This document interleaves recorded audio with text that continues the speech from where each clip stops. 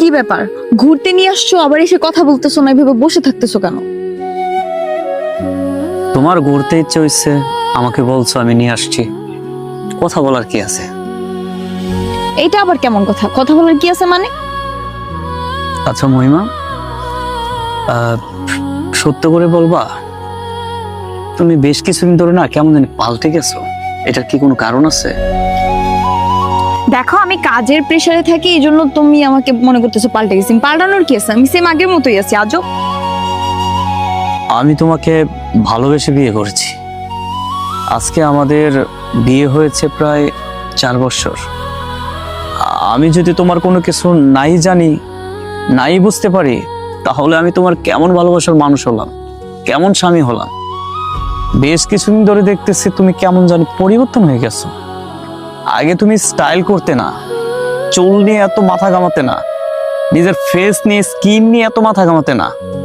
বর্তমানে দেখতেছি তুমি পার্লার, তুমি চুল রিবন্ডিং, চুলের কালার, তুমি স্কিন কেয়ার, মানে এত যত্ন করতো। সেটার কারণ কি বলো? আমার তোমার যেমন আছো তেমনই ভালো লাগে।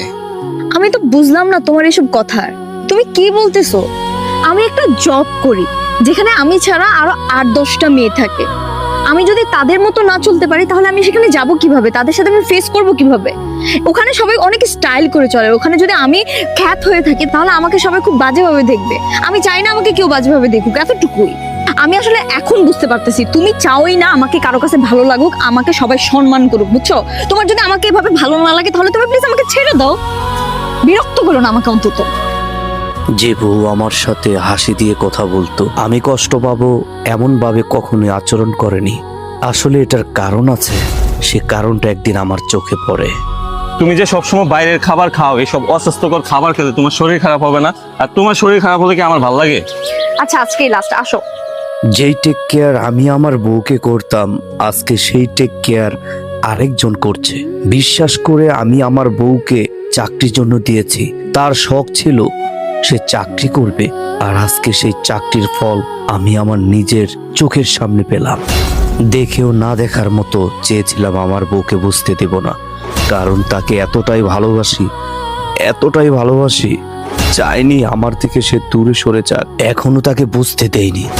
আমি সব কিছু জানি, তার পরকীয়া, সে আরেকজনের সাথে সম্পর্ক করেছে।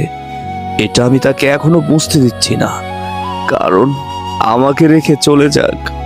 আমি চাই আমার ভালোবাসা দিয়ে তাকে আগলে রাখি, সে যেন সে পরকীয়ার কথা ভুলে যায় এবং আমাকে আগের মতো আগলে ধরে রাখে।